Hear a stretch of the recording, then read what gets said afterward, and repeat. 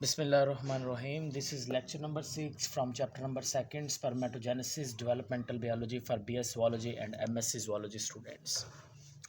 Dear friends, today topic for discussion is gamete maturation. अब इस topic के अंदर पहली बात हम ये बात करेंगे कि गैमेट्स किस तरह से मैच्योर होते हैं, क्योंकि हमने बात की थी लास्ट टाइम मियोसिस के बारे में। और जो मियोसिस एक ऐसी सेल डिवीजन है, एक ऐसी रिडक्शनल डिवीजन होती है जो कि इम्पोर्टेंट होती है गैमेट्स को की फॉर्मेशन के लिए। लेकिन अगर हम यहाँ पर गैमेट्स की बात करते हैं, क्योंकि एक होता है मेल गैमेट और दूसरा होता है फीमेल गैमेट।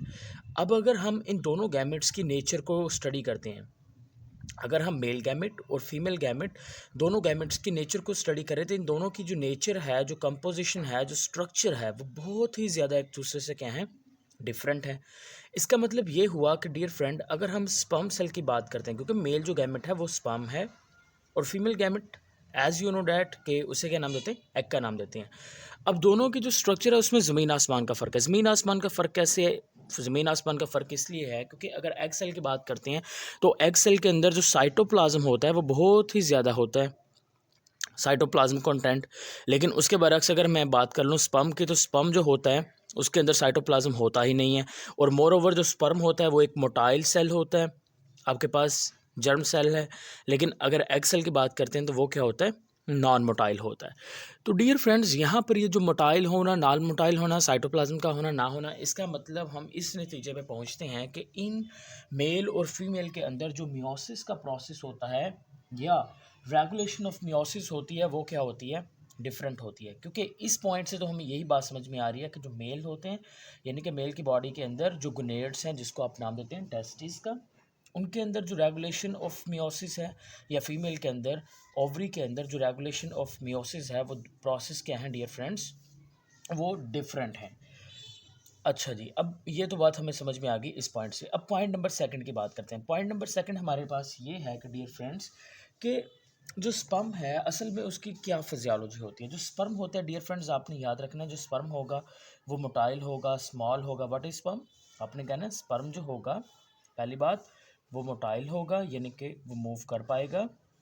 और दूसरी बात हम कहेंगे क्या होगा, वो स्मॉलर होगा, स्मॉलर। और उसने बहुत ज़्यादा अपना साइटोप्लाज्म क्या कर दिया होगा, एलिमिनेटेड साइटोप्लाज्म करके वो सिर्फ क्या बन चुका होगा, न्यूक्लियस बन चुका होगा। लेकिन इसके बरक्स अगर हम बात करते हैं उसकी एग सेल की, तो एग सेल में और स्पर्म सेल में एक और बेसिक डिफरेंस है। वो ये है कि जो स्पर्म सेल होता है डियर फ्रेंड्स, स्पर्म सेल जो है वो प्रोपल्शन सिस्टम से अटैच हो जाता है। Propulsion system, is that clear? मैंने अभी क्या बात की, मैंने कहा it is attach to the propulsion system से अटैच हो जाता है। यानी कि वो जाएगा, जाके किससे अटैच हो जाएगा, एग सेल से अटैच हो जाएगा। और हम क्या कहेंगे कि यहाँ पर एक इम्पोर्टेंट प्रोसेस हो गया जिसको नाम देते हैं फर्टिलाइजेशन का नाम दे देते हैं। तो डियर फ्रेंड्स, अब इनके अंदर कौन कौन सी चीज़ें होती हैं फॉर्मेशन ऑफ स्पर्म में, तो आपने जैसा कि देख लिया मेन जो चीज़ें इन्वॉल्व हैं स्पर्म की फॉर्मेशन में। एक तो वहाँ पर होता है एक्रोसोम। एक्रोसोम आगे वाला जो उसका जो हिस्सा होता है जिसने एग के साथ जाके मिलना होता है, उसको क्या नाम देंगे, उसको हम नाम देते हैं एक्रोसोम का। और दूसरी बात मैंने यहाँ पे की थी कि इसकी ये मोटाइल होता है। अगर ये मोटाइल है तो मूवमेंट के लिए इसे कुछ चाहिए स्ट्रक्चर। तो मूवमेंट के लिए जो स्ट्रक्चर इसके पास होती है, that's name is a flagellum. उसको क्या नाम देंगे, उसको डियर फ्रेंड्स हम नाम दे देते हैं flagellum. That both structure is present in the sperm, ये स्पर्म के अंदर प्रेजेंट होती हैं। अब हम बात कर लेते हैं कुछ एग सेल के बारे में। अगर हम एग सेल की बात करते हैं तो एग सेल जो होता है डियर फ्रेंड्स, इसके अंदर ना बहुत सारी ऑर्गेनेलिस होती हैं, ठीक है। यानी कि सेल की जो डिफरेंट ऑर्गेनेलिस होती हैं वो इस एग सेल के अंदर होती हैं, लेकिन स्पर्म सेल के अंदर ऑर्गेनेलिस नहीं होती। और याद रखिएगा जो जाइगोट बनेगा, जाइगोट के अंदर भी जो ऑर्गेनेलिस होंगी वो कहाँ से आती हैं, वो मदर की तरफ से आती हैं, वो फादर की तरफ से नहीं होंगी, ठीक है। तो पहले मैं पॉइंट यहाँ पे लिख देता हूँ कि क्या होंगे, डिफरेंट ऑर्गेनेलिस मौजूद होंगी। ओके, अब हम बात करते हैं एक सेकंड पॉइंट की। सेकंड पॉइंट हमारे पास ये है कि इसके अलावा और क्या क्या होगा डियर फ्रेंड्स। इसके अलावा इसके अंदर इन्वॉल्व होंगे बहुत सारे मैसेंजर आरएनए, बहुत सारे मैसेंजर आरएनए होंगे इन्वॉल्व, प्रेजेंट होंगे इसके अंदर।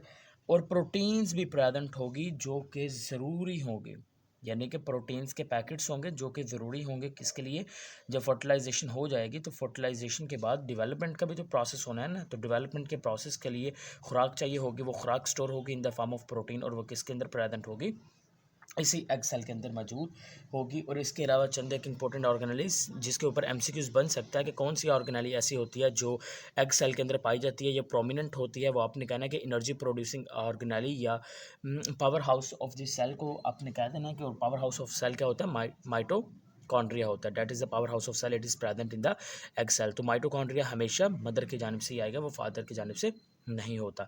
इसके अलावा अगर मैं प्रोटीन फैक्ट्री की बात कर लेता हूँ जैसे कि राइबोसोम, तो जो राइबोसोम होंगे डियर फ्रेंड्स वो भी इनके अंदर प्रेजेंट्स होंगे। Is that clear? तो राइबोसोम आ गया, माइटोकॉन्ड्रिया आ गया, या फिर मैंने खुराक का प्रोटीन के फॉर्म में स्टोर, और वो जो प्रोटीन होगी उस प्रोटीन का नेम होगा यॉक होगा, यॉक के अंदर प्रोटीन्स होती है। तो ये हमारे पास बेसिक डिफरेंस आ गया एग सेल और स्पर्म सेल्स के अंदर। अब हम बात करते हैं वेरिएशंस जो एग सेल है डियर फ्रेंड्स, एग सेल की जो फॉर्मेशन होती है ये डिफरेंट स्पीशीज में डिफरेंट है।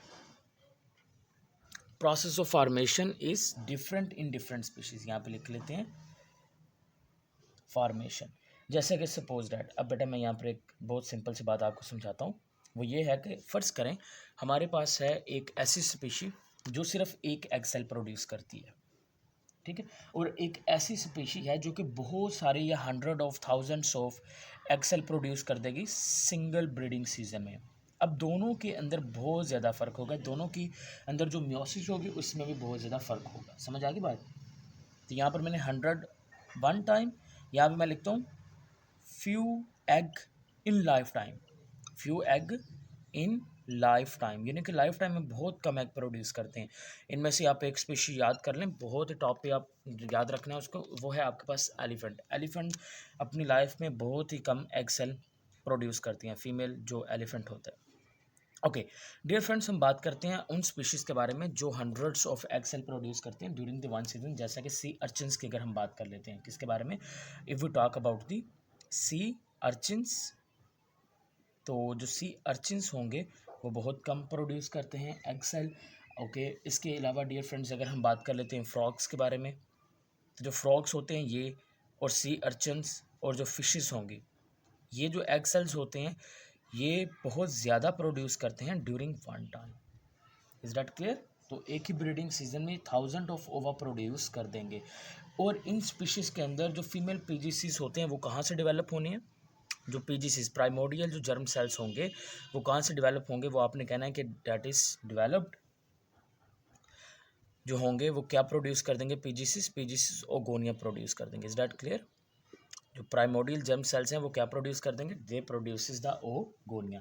लेकिन अगर हम यहाँ पर चंद एक स्पीशीज़ की बात करें जो बहुत कम एग सेल प्रोड्यूस करते हैं, उनमें एक तो ह्यूमंस हैं, और दूसरा आप बेटा यहाँ पे सीधा सीधा ह्यूमंस के बाद यहाँ पे मैमल्स ही लिख लें, क्योंकि मैमल्स में बहुत सारी स्पीशीज़ ऐसी हैं जो बहुत ही लाइफ टाइम ही सिर्फ फ्यू एग प्रोड्यूस करती हैं, ठीक है।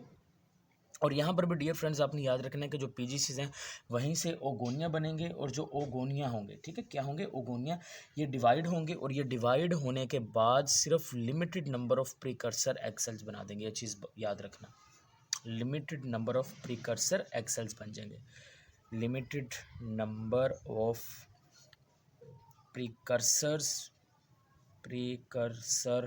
ऑफ एग सेल बन जाएंगे। Is that clear? तो ये आपका आज का छोटा सा लेक्चर गैमेट मैचुरेशन यहाँ पे डियर फ्रेंड्स कंप्लीट होता है।